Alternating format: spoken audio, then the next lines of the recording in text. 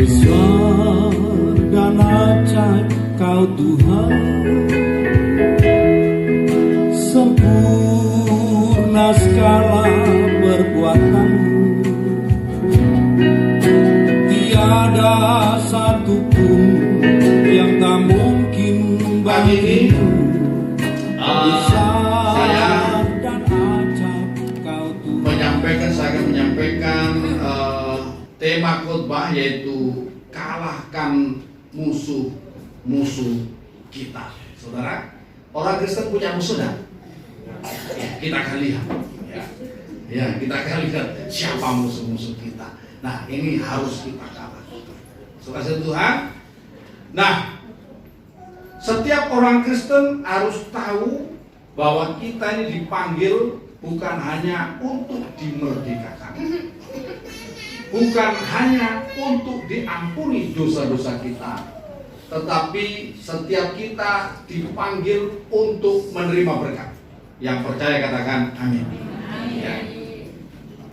Siapapun saudara, dari latar belakang apapun, saudara yang sudah melangkah mengikut Yesus, saudara berhak untuk menerima berkat-berkat dalam kehidupan saudara. Amin. Amin. Ya.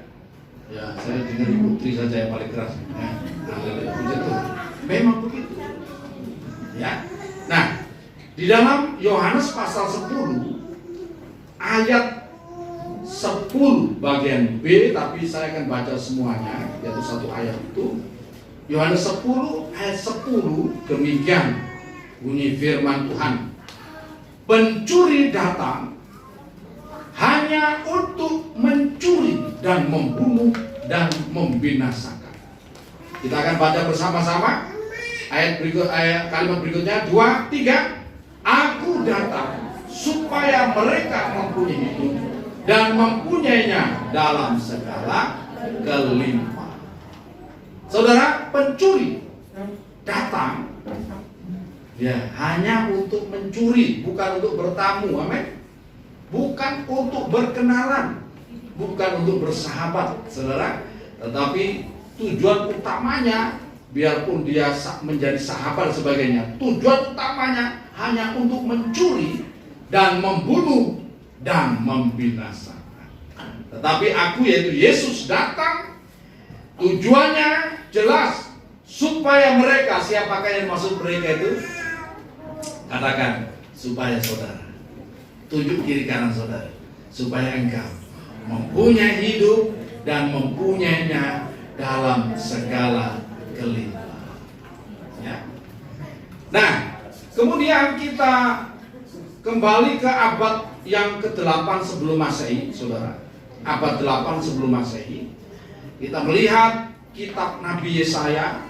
Dalam Yesaya pasal 48 ayat 17 sampai ayat yang ke-18 saya akan bacakan begini. Demikian firman Tuhan. Penebusmu yang Maha Kudus Allah Israel, akulah Tuhan Allahmu, yang mengajar engkau tentang apa yang memberi faedah, yang menuntun engkau di jalan yang harus kau tempuh. Sekiranya engkau memperhatikan perintah-perintahku, maka damai sejahteramu akan seperti sungai yang tidak pernah kering, dan kebahagiaanmu akan terus berlimpah seperti gelombang-gelombang laut yang tidak pernah berhenti. Saudara, Tuhan menyatakan dirinya dengan jelas. Ya. Kalau dalam bahasa Jawa itu ngelego, welo-welo. Ya. Dengan jelas kepada kita umatnya, yaitu demikian, akulah Tuhan Allahmu, jelas. Ya. Yang mengajar engkau tentang apa yang memberi faedah, yang menuntut engkau di jalan yang kau tempuh. Ya. Supaya apa? Supaya kita dalam hidup ini memiliki damai sejahtera. Amin. Supaya dalam hidup ini kita ini memiliki, bahkan berlimpah dengan kebahagiaan, Bahkan kebahagiaan kita itu seperti gelombang laut yang tidak pernah berhenti. Itu kehendak Tuhan atas saya dan atas kehidupan Bapak, Ibu, dan Saudara semuanya. Dan juga ini menjadi doa kami para hamba Tuhan. Saya dengan Ibu Gembala dan para pendoa di sini, seringkali kami juga berdua, ya.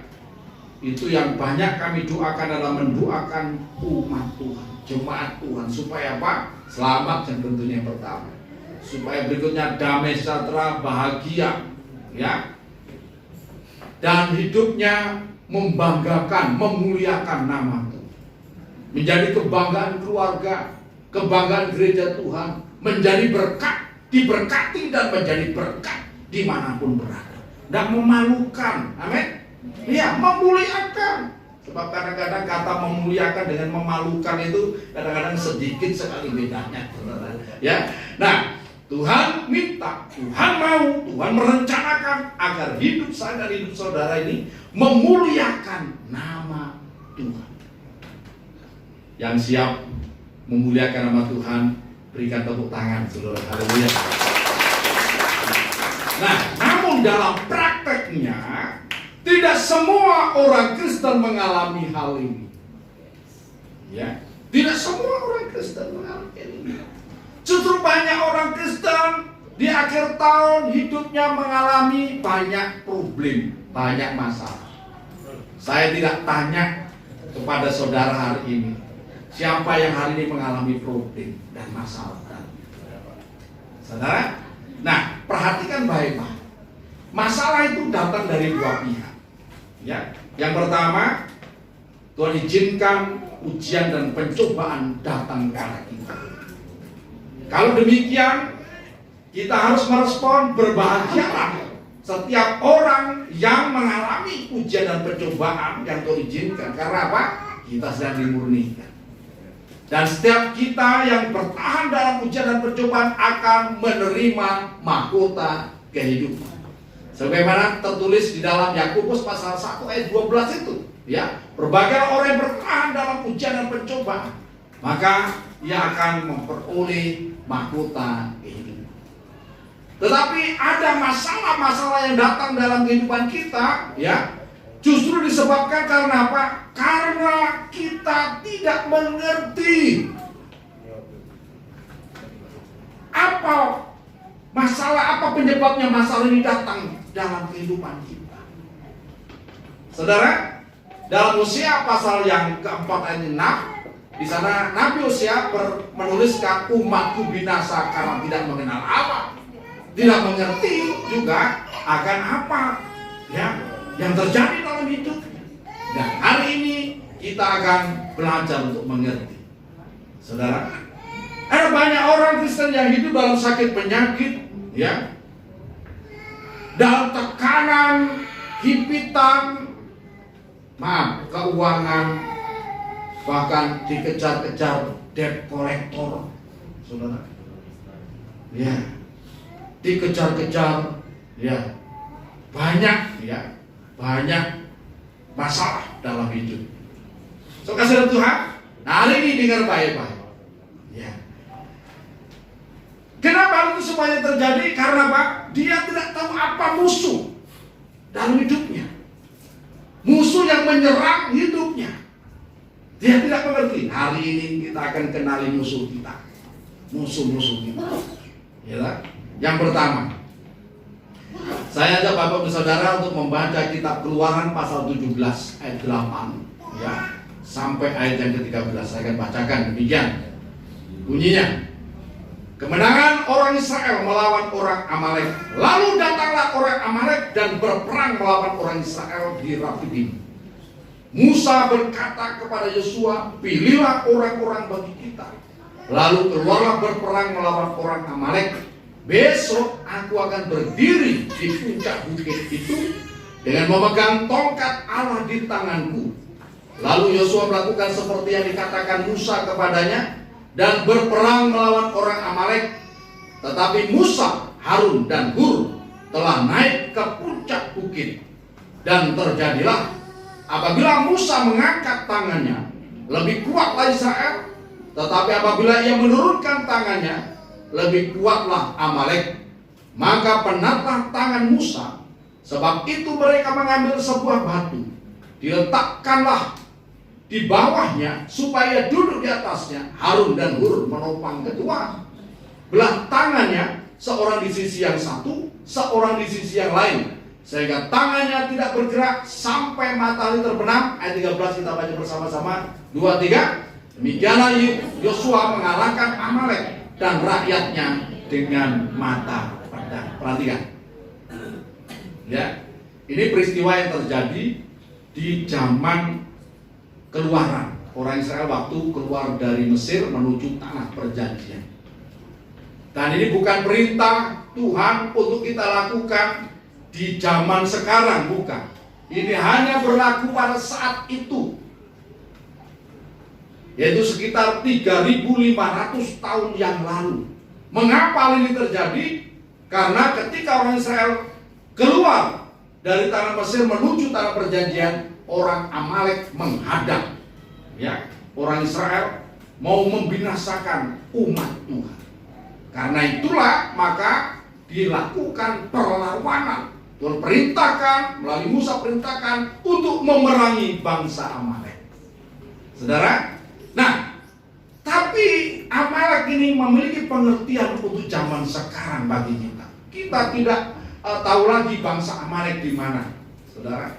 Ya, kayak apa posturnya, wajahnya kayak apa, saudara. Ya, tetapi Amalek ini tetap menyerang umat Tuhan sampai hari ini. Yang perlu kita ketahui, apakah Amalek itu?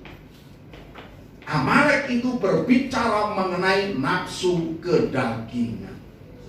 Itu musuh yang pertama yang harus kita perangi.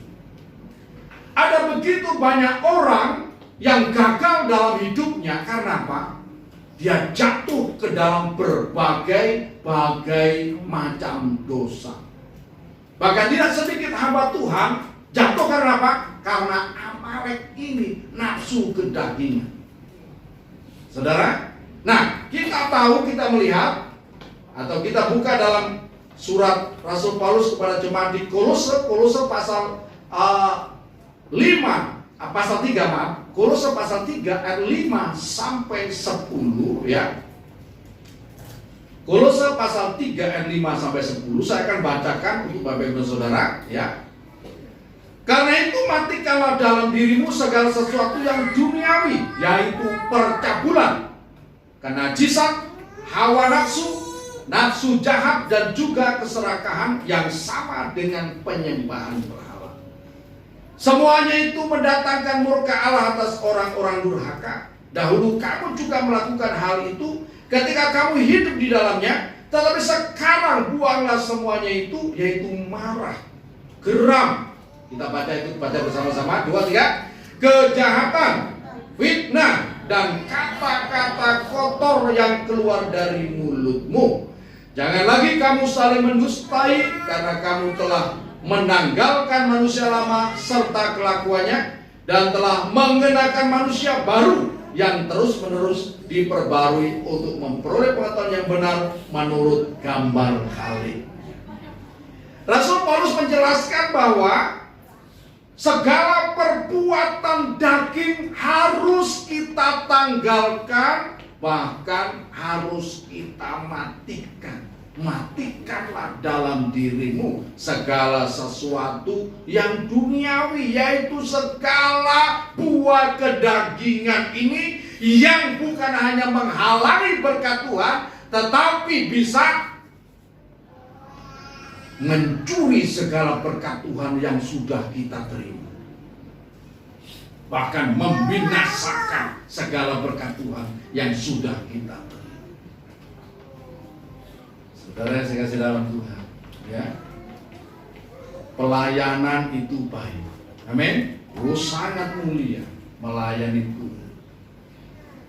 Kita bisa berkata, siapakah aku ya Tuhan, sehingga kita diberikan kesempatan untuk melayani. Ya, beribadah kepada Tuhan itu baik.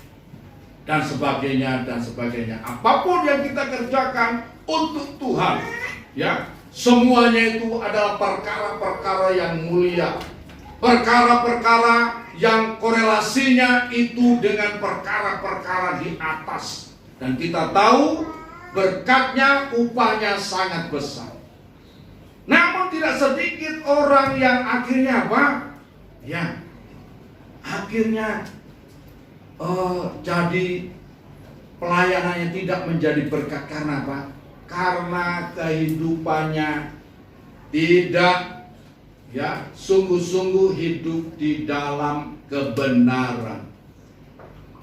Ada beberapa orang, beberapa Tuhan yang masih hidup secara duniawi. Ini yang menyebabkan pelayanan kita tidak menjadi berkat, ya, bagi banyak orang. Atau orang Kristen juga, ya, jemaat juga tidak menerima berkat karena masih hidup secara duniawi seperti ini. Hidup dalam percabulan, kenajisan, hawa nafsu, ya, dan keserakahan yang sama dengan penyembahan berhala.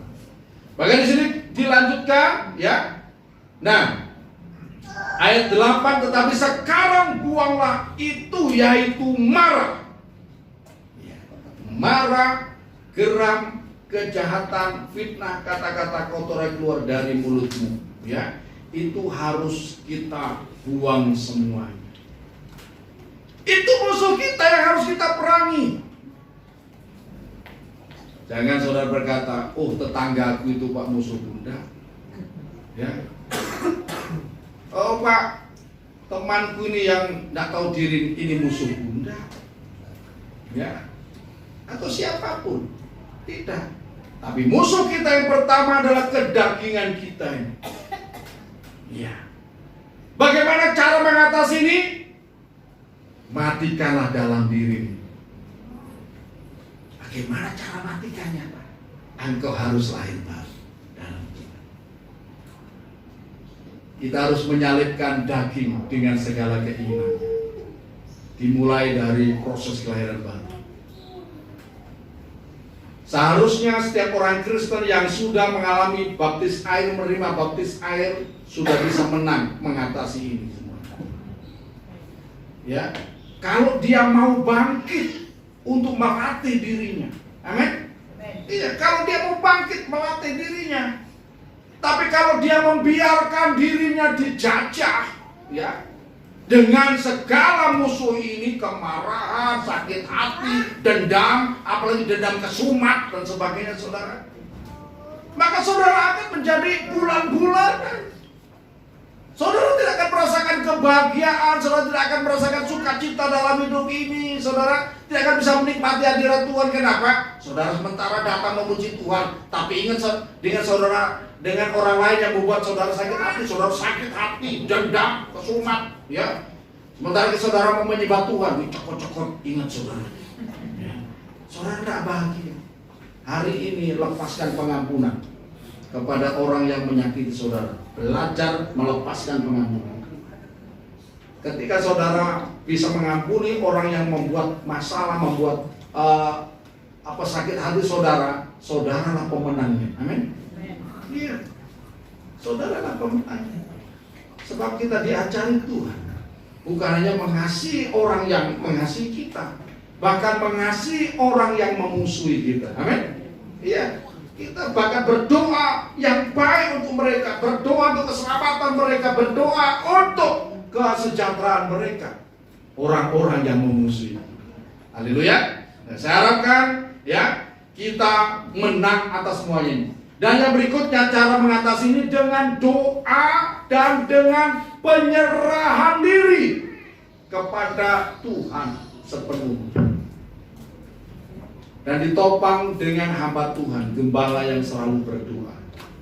Saudara, ini pengaruhnya besar. Makanya kami senantiasa banyak berdoa. Nah, supaya apa? Supaya jemaat ini juga mengalami kemenangan. Sebab ketika Musa naik ke atas gunung dan mengangkat tangannya, dan Yosua yang melakukan peperangan, memimpin orang Israel untuk melakukan peperangan melawan Amalek, maka yang terjadi, Yosua dan pasukannya menang. Orang Amalek terdesak kalah, saudara. Tetapi lama-lama hamba Tuhan loyo, saudara. Musa di tangannya penat, capek. Bagaimana seharian angkat tangan, saudara. Tapi puji nama Tuhan, ketika penat, hamba Tuhan itu bisa penat juga, saudara. Ya, loyo, tangannya turun, langsung Yosua bersama dengan pasukannya dihajar sama Amalek. Waduh, ya terdesak Yosua dan pasukannya. Dan untungnya ada Harun dan Hur yang melihat fenomena ini. Waduh, rupanya ada pengaruhnya. Ketika Musa mengangkat tangan, orang Israel menang, pasukan Israel menang. Tapi ketika tangannya letih, turun, kalah. Maka mereka punya inisiatif menopang. Hamba Tuhan itu perlu ditopang, amin. Ditopang untuk bisa tetap berdoa. Terima kasih. Ada pengurus-pengurus, ya, anak-anak Tuhan, umat Tuhan yang menopang hamba Tuhan sehingga kami bisa tetap berdoa, fokus untuk berdoa, untuk melayani Tuhan, melayani umatnya, saudara. Nah, ini memberikan kemenangan kepada saudara. Haleluya. Makanya berjemaat itu juga memiliki satu, ya, pengaruh yang besar, saudara. Memiliki satu pengaruh yang besar. Yang kedua sekarang, saudara, apa musuh kita? Musuh kita yang kedua yaitu kemalasan dan kebodohan. Katakan, yang setuju katakan amin. Ya. Musuh yang kedua adalah kemalasan dan kebodohan. Kita lihat dalam Hakim-Hakim pasal 18 ayat 7 sampai 11. Kitab Hakim-Hakim, ya. Hakim-Hakim pasal yang ke-18. Haleluya, ya.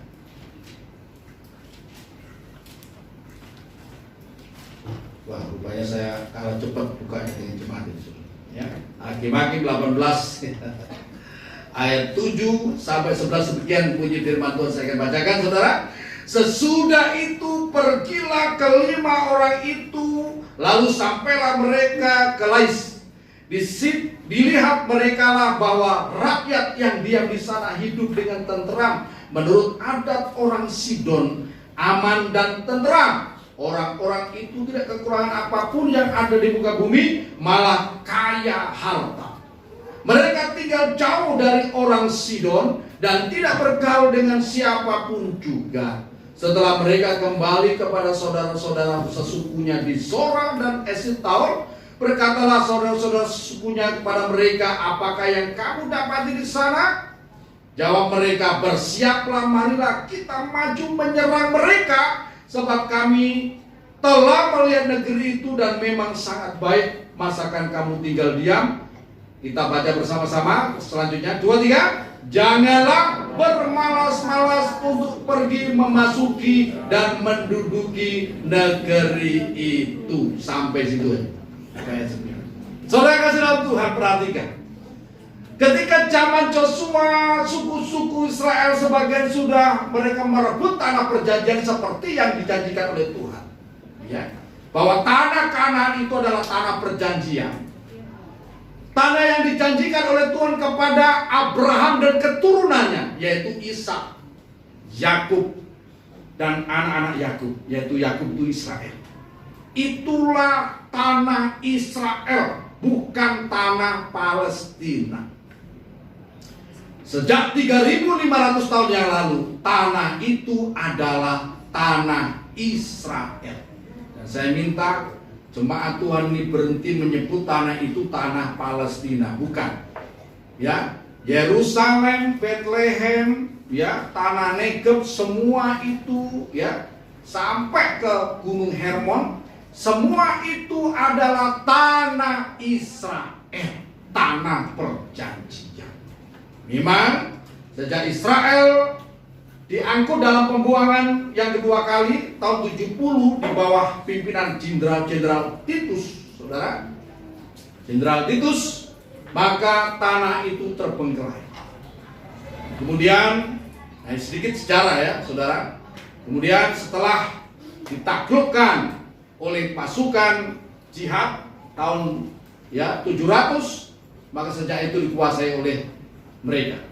Tapi puji Tuhan, firman Tuhan digenapi dalam Yeskiel, saudara, pasal yang ke-37 kalau salah itu ya, bahwa Tuhan membangkitkan di akhir zaman, yaitu tulang-tulang kering, saudara, yaitu orang Israel yang sudah terserak ke seluruh dunia dan dikembalikan ke tanah perjanjian, yaitu tanah Israel sekarang.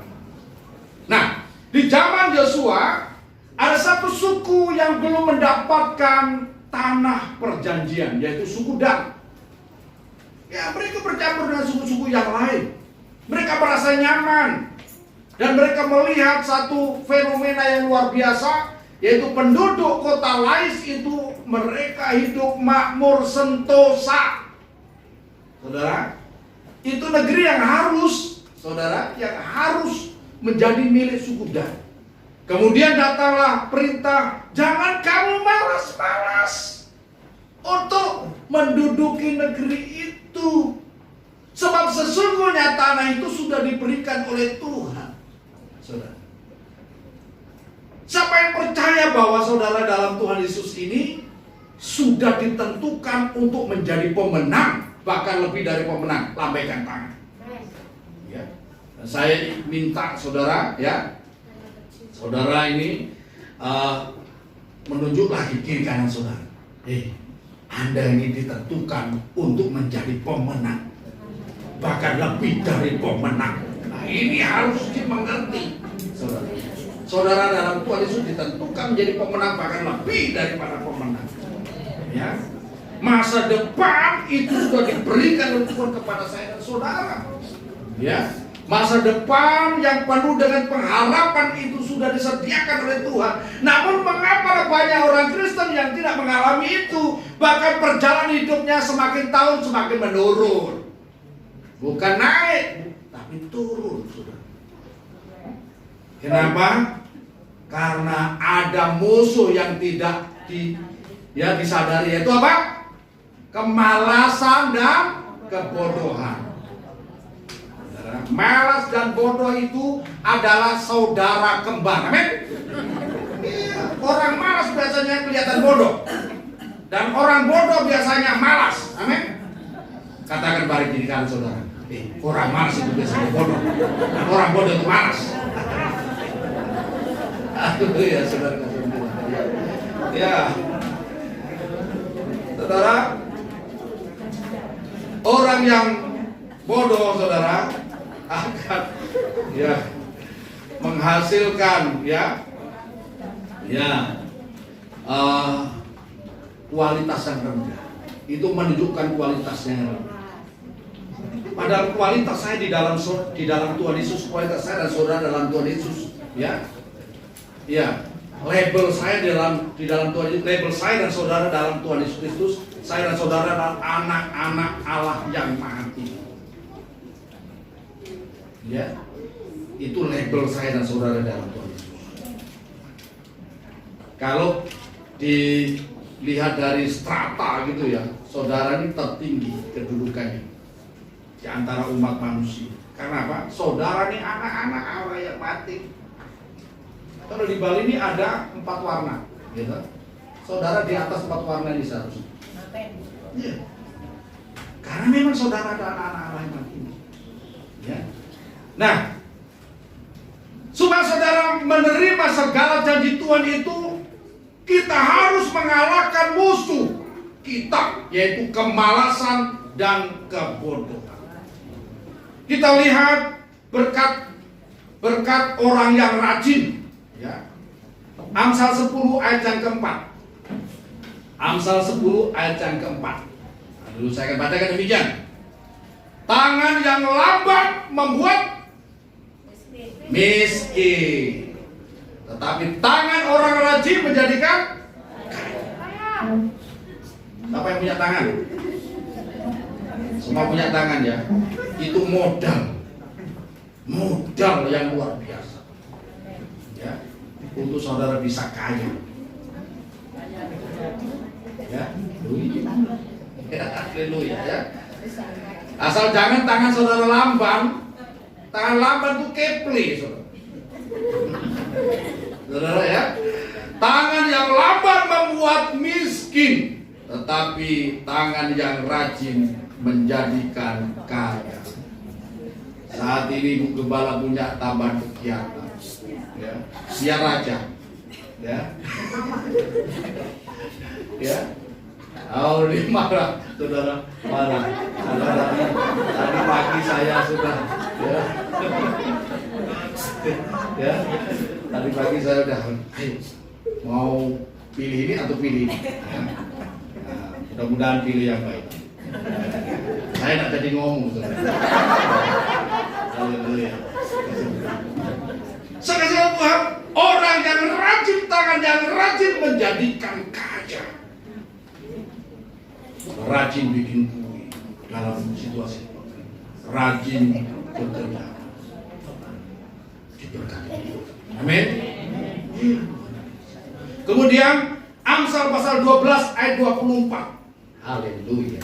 Ya. Saya akan bacakan demikian. Tangan orang rajin memegang kekuasaan, tetapi kemalasan mengibatkan kerja paksa, romusa, amin, kerja rodi. Kenapa? Karena malas. Tapi kalau saudara rajin, diberkati. Tangan yang rajin memegang kekuasaan. Amin. Lanjut. Ayat 27. Kita baca bersama-sama. 2, 3. Orang malas tidak akan menangkap buruannya, tetapi orang rajin akan memperoleh harta yang berharga. Orang malas itu sama seperti singa, ya. Singa hidup di padang belantara, di situ ada banyak kijang, gitu, ada kerbau, ada segala macam binatang, itu kan makanya singa. Tapi kenapa singa itu kurus? Ya, tidak berdaya hidupnya. Goyang sana, goyang sini. Kenapa? Tidak pernah berburu. Tidak pernah berburu. Ya. Dia sukanya ada di tempat tidur melulu. Ya. Coba kita lihat. Ya. Kita lihat kepada orang yang malas. Ya. Gurunya itu cuma semut. Amin. Tidak perlu saudara jauh-jauh sekolah kemana saja. Tapi kalau malas tidak ada artinya, tidak ada gunanya. Suruh belajar kepada guru semut. Ya. Amsal pasal 6. Haleluya. Amsal pasal 6 ayat 6 sampai 11. Saya akan bacakan. Demikian. Hai pemalas, pergilah kepada, bukan pergi ke universitas, bukan. Pergilah kepada semut. Perhatikanlah lakunya dan jadilah bijak. Biarpun tidak ada pemimpinnya, pengaturnya, atau penguasanya, ia menyediakan rotinya di musim panas dan mengumpulkan makanannya pada waktu panen. Hai pemalas, berapa lama lagi engkau berbaring? Bilakah engkau akan bangun dari tidurmu? Tidur sebentar lagi, mengantuk sebentar lagi, melipat tangan sebentar lagi untuk tinggal berbaring. Kita baca bersama-sama ayat 11, 2, 3. Maka datanglah kemiskinan kepadamu seperti seorang penyerbu, dan kekurangan seperti orang yang bersenjata. Singa saja yang diperlengkapi dengan taring, dengan cakar, dengan badan kuat, akan kelaparan kalau dia tidak berburu. Saudara dalam Tuhan diperlengkapi dengan segala hikmat, akal budi dan sebagainya. Diperlengkapi dengan firman Tuhan. Firman Tuhan katakan, berbahagialah orang, dalam Mazmur 1 ayat 1 sampai 3, berbahagialah orang yang tidak berjalan menurut nasihat orang fasik, yang tidak berdiri di jalan orang berdosa, dan yang tidak duduk dalam kumpulan pencemooh, tetapi yang kesukaannya ialah Taurat Tuhan dan merenungkannya siang dan malam. Maka ia akan seperti pohon yang ditanam di tepi aliran air yang menghasilkan buahnya pada musimnya dan daunnya tidak layu. Dan tidak layu daunnya, maksudnya apa saja yang diperbuatnya akan berhasil. Kalau apa saja yang saudara usahakan akan berhasil, pasti hidup saudara makmur. Amin. Yakinlah bahwa apa saja yang saudara usahakan akan berhasil. Saudara dijadikan lebih pada para pemenang. Saudara jangan takut dengan persaingan dalam kehidupan ini. Karena apa? Saudara dijadikan lebih dari pemenang. Setiap kali doa berkat saya senantiasa ingatkan, tidak ada seorang pun yang dapat bertahan menghadapi saudara seumur hidup saudara. Jangan takut menghadapi persaingan usaha apa saja. Jangan saudara berpikir begini, tetanggamu sudah usaha ini, saudara mungkin usaha yang sama. Tidak ada masalah sebenarnya. Kalau sudah percaya saudara lebih dari para pemenang, saudara diberkati, apa saja saudara usahakan berhasil, saudara akan terus naik. Amin. Dan tidak. Jangan takut berusaha, jangan takut jadi pengusaha. Ya, orang itu akan menjadi seperti apa yang dia pikirkan. Kalau saudara berpikir seperti ayam kampung terus ya, saudara kan jadi selamanya jadi ayam kampung. Ada satu cerita begini, ada seorang petani ya menemukan telur ya di sebuah sarang yang ditinggalkan sama induknya, yaitu telur burung raja wali. Ya.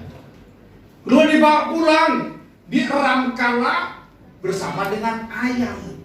Kemudian menetas bersama-sama. Nah, karena anak burung raja wali sekalipun berbeda penampilannya, karena dilatih setiap hari hidup dengan cara hidupnya ayam, maka dia berpikir bahwa dia adalah anak ayam. Ya, dia berpikir dia adalah anak ayam, dia makan makanannya ayam, kelakuannya seperti ayam dan sebagainya. Tapi bodinya bodi burung raja wali. Sampai besar dia, sayapnya sudah panjang, saudara. Dia terheran-heran melihat ada burung raja wali yang terbang. Jangankan burung raja wali, lihat burung emprit aja terbang dia heran. Ya, ada burung emprit terbangnya, enak sekali, dia pikir enak sekali bisa terbang sana sini gitu. Udah dia lihat burung raja wali, wih, menukik terbang, wah menukik tajam, wih luar biasa. Padahal dia ini burung raja wali, tapi karena mindsetnya ini ayam, dia tidak mau melakukan apapun. Dia bertindak berlaku seperti ayam. Nah, ada banyak orang seperti ini. Karena tidak pernah merenungkan firman Tuhan dipikirnya seperti dongeng. Ya, dipikir, luar biasa nih orang-orang hebat sekali dan sebagainya. Padahal saudara diciptakan menjadi orang hebat. Saudara bisa terbang seperti burung raja wali. Saudara bisa melakukan hal besar seperti burung raja wali, saudara. Tapi kenapa saudara tidak bisa melakukan? Karena saudara berpikir seperti ayam. Kasih tahu supaya kiri kanannya, berhenti berpikir seperti ayam. Engkau adalah anak burung raja wali. Engkau dapat melakukan perkara-perkara yang hebat, perkara-perkara yang besar. Ya. Nah, karena itu latihlah dirimu. Amin. Latih terbang, latih untuk berpikir. Pertama, pikiran kita dilatih untuk berpikir sedemikian rupa seperti firman Tuhan. Gitu? Maka kau akan berubah. Kau melatih tubuhmu, ya, melatih kebiasaanmu, maka engkau akan menjadi orang-orang yang hebat. Berjalan terus akan naik dan bukan turun. Engkau tidak akan takut menghadapi badai kehidupan. Kalau ayam ada badai dia takut. Tapi kalau burung raja wali begitu ada badai, dia semakin terbang tinggi. Kesukaannya dia bermain-main di badai. Orang lain pada ketakutan, saudara bisa semakin terbang tinggi. Jika badai masalah datang dalam hidup saudara, justru itu saudara akan semakin diangkat tinggi. Saudara akan semakin diberkati. Tepuk tangan untuk Tuhan yang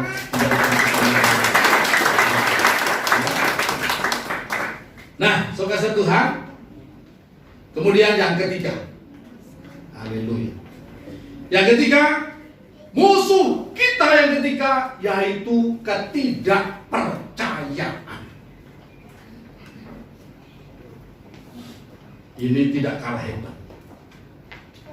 Saudara, orang Kristen sudah punya diperlengkapi Tuhan dalam hidupnya dengan kitab suci yang hebat ini.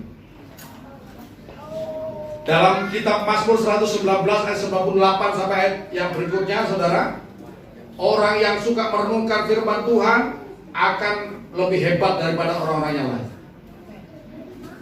Tetapi aneh, ada orang Kristen bertahun-tahun tidak pernah berubah hidupnya. Karena yang dia hafalkan cuma di Ibrani pasal 13 ayat yang ke-8. Coba lihat, Ibrani pasal 13 ayat 8 itu apa? Ya, Yesus Kristus tetap sama, baik kemarin maupun hari ini dan sampai selama-lamanya. Karena Yesus tidak berubah, maka aku pun tidak pernah berubah. Keliru, saudara. Memang Yesus itu sudah sempurna, tidak perlu berubah. Tapi kita ini harus terus berubah, amin, menjadi sama seperti Yesus. Apa bisa merubah hidup kita? Firman Tuhan. Saudara perlengkapi dengan firman Tuhan. Saudara perlengkapi dengan hamba-hamba Tuhan. Saudara perlengkapi dengan banyak perkara untuk menjadi orang hebat. Haleluya. Kasih Tuhan. Namun yang menyebabkan saudara tidak pernah mengalami semuanya karena saudara tidak percaya. Firman Tuhan sampai hanya di pikiran, firman Tuhan hanya cukup dihafal, tetapi tidak masuk dalam praktek kehidupan. Itu masalahnya. Nah, kita akan lihat dalam Ibrani pasal ketiga ayat 12 sampai 19. Kitab Ibrani pasal yang ketiga. Haleluya. Nah, Ibrani pasal 3 ayat yang ke-12 sampai 19. Saya baca demikian. Waspadalah hai saudara-saudara, supaya di antara kamu jangan terdapat seorang yang hatinya jahat dan yang tidak percaya oleh karena ia murtad dari Allah yang hidup.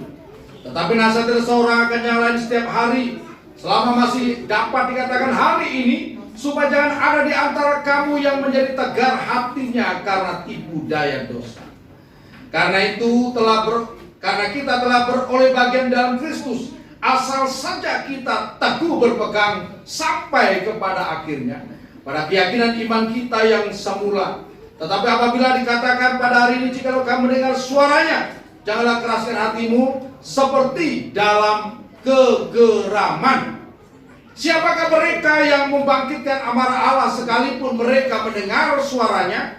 Bukankah mereka semua yang keluar dari Mesir di bawah pimpinan Musa? Dan siapakah yang ia murkai 40 tahun lamanya? Bukankah mereka yang berbuat dosa dan yang mayatnya berkelimpangan di padang gurun? Dan siapakah yang telah ia sumpahi bahwa mereka takkan masuk ke tempat perhentiannya? Bukankah mereka yang tidak taat? Ayat 19 kita akan baca bersama-sama. 2, 3. Demikianlah kita lihat bahwa mereka tidak dapat masuk oleh karena ketidakpercayaan mereka. Perhatikan. Ketika Tuhan memimpin orang Israel keluar dari Mesir, kurang apa? Selama mereka di Mesir, Tuhan membuat 10 tulah menunjukkan kemahakuasaannya di depan mata mereka. Mujizat-mujizat terjadi. Air menjadi darah. Seluruh sungai di Mesir, seluruh air di daerah Mesir, semua berubah menjadi darah dalam 3 hari. Kecuali di Gosen, di mana orang Israel tinggal. Kemudian ada tulah macam-macam, ada tulah nyamuk, belalang, lalat pikat, ya, bara, bahkan kematian kepada anak-anak sulung. So kasih Tuhan, ya. Nah, so kasih Tuhan. Nah, kemudian kita melihat bagaimana Allah menuntun orang Israel menyeberangi laut Kolsom. Sampai hari ini belum pernah terjadi lagi peristiwa yang sama seperti itu. Tuhan membelah laut Kolsom dijadikan jalan raya. Semalam-malam itu orang Israel menyeberang laut di jalan yang kering. Luar biasa. Kemudian kita melihat juga bagaimana Tuhan memelihara orang Israel. Tuhan mengeluarkan melalui Musa, Tuhan mengeluarkan air untuk mereka minum, mandi, mereka lakukan apa saja, saudara, itu dari gunung batu. Gunung batu. Sebenarnya Tuhan perintahkan pada Musa, hei gunung batu, keluarkan air. Hanya begitu. Tapi karena Musa marah, dipukul sampai 2 kali. Dos. Keluar juga airnya. Saudara, air keluar. Sampai hari ini air itu mengalir. Sudah 3.500 tahun. Berapa besar volume air? Dari gunung batu. Saya juga heran waktu ke Sumba Barat, saudara. Di situ saya dibawa ke Waikilo sawah. Ada mata air di sana yang cukup besar, saudara. Di tengah daerah yang kering, saudara. Itu mata air yang besar, tapi luar biasa. Nah, namun ketika mereka menghadapi masalah, seringkali mereka meragukan kuasa Tuhan. Ini masalah. Berapa banyak saudara sudah mengalami pertolongan Tuhan, mengalami mujizat Tuhan dalam hidup kita, tetapi ketika kita diperhadapkan lagi dengan masalah, jangankan masalah besar, masalah kecil saja kita sudah mulai ragu. Meragukan kuasa Tuhan, kita berkata, apakah Tuhan ada bersama dengan kita atau tidak? Apakah kuasa Tuhan ini nyata atau tidak? Apakah Tuhan ini bisa menyembuhkan orang dari sakit corona atau tidak, dan sebagainya? Ini jadi pertanyaan-pertanyaan. Sehingga tidak sedikit orang Kristen yang marah-marah, ngomel, saudara, akhirnya kecewa dengan Tuhan dan berkata, "Ndak Tuhan, ndak gereja-gerejaan, ndak ibadah-ibadah, ndak pelayanan-pelayanan." Kenapa? Karena doanya tidak didengar, belum didengar. Karena belum dia mendapatkan pertolongan dari masalah yang dihadapi. So kasih dalam Tuhan. Ini menyebabkan dia tidak mengalami lagi mujizat dalam hidupnya. Tidak mengalami pertolongan Tuhan. Karena apa? Ketidakpercayaan. Jagalah hatimu dengan segala kewaspadaan, karena dari situlah terpancar kehidupan. Amsal 4 ayat 23. Harus diingat. Ya. So kasih dalam Tuhan. Nah, kita harus hidup dengan iman, firman Tuhan katakan. Sebab orang benar akan hidup oleh imannya. Kita lihat dalam Ibrani pasal 11 ayat yang pertama, ya. Ibrani pasal 11 ayat pertama, kita akan baca bersama-sama. Pentingnya iman itu bagi saya dan saudara. 2, 3. Iman adalah dasar dari segala sesuatu yang kita harapkan dan bukti dari segala sesuatu yang tidak kita perhatikan. Iman adalah dasar dari segala sesuatu yang tidak kita harapkan dan bukti dari segala sesuatu yang tidak kita. Tuhan Allah kita tuh maha kuasa. Dia sanggup menggenapi firman-Nya. Apapun, ya, perkataan orang, apapun pemikiran orang, dia sanggup untuk menggenapi janji-Nya. Nah, peduli seberapa besar persoalan yang saudara hadapi, dia sanggup untuk menolong saya dan saudara. Ya. Asalkan kita tetap percaya kepada Tuhan. Tanda bahwa orang percaya, kita tetap bisa mengucap syukur. Bahkan ketika kita menghadapi banyak tantangan sulit, kita mengucap syukur. Persembahkanlah syukur sebagai korban. Kita sulit, tidak ada dasar rasanya untuk bersyukur. Masalah belum selesai, utang belum terbayar dan sebagainya. Ya, apa yang Tuhan perintahkan, ucapkanlah syukur. Kita buka Mazmur pasal 51, ya. Mazmur pasal 51. Kalau tidak salah ya, saya ingat ayat ini, saudara ya. Mazmur pasal 51. Haleluya. Mazmur 51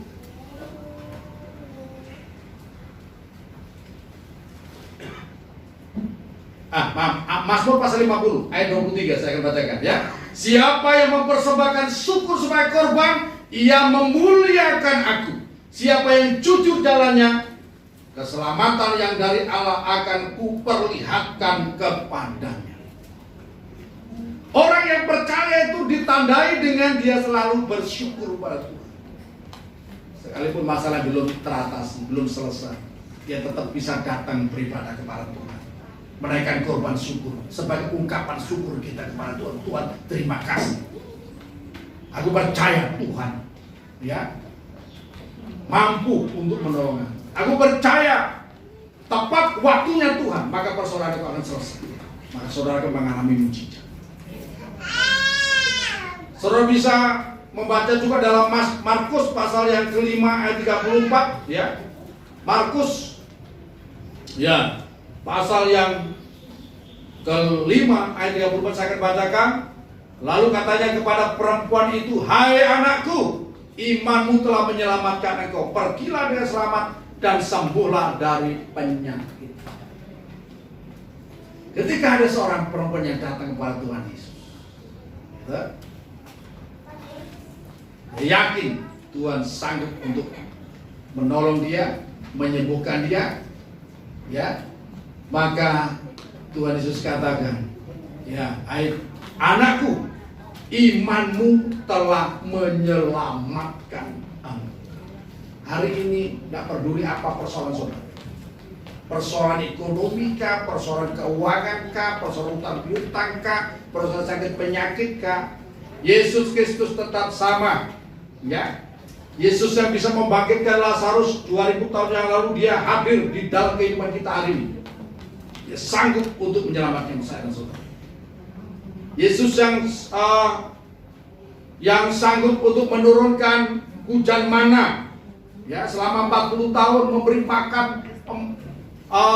orang Israel di padang gurun selama ya, kurang lebih 2 juta orang Israel di padang gurun itu dipelihara dengan cara yang ajaib.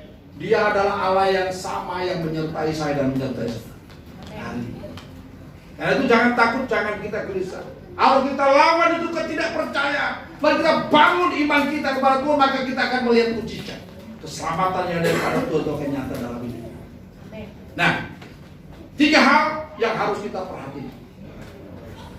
Musuh yang harus kita perangi, yang pertama adalah Amalek kedagingan. Kalah, mati kalah dalam diri kita kedagingan, bahkan salibkan kedagingan kita, ya. Orang yang benar itu hidup menurut roh, ya, pimpinan roh. Yang kedua, ya, musuh yang berikutnya yang harus kita kalahkan itu kemalasan dan kebodohan. Kita kalahkan. Aku percaya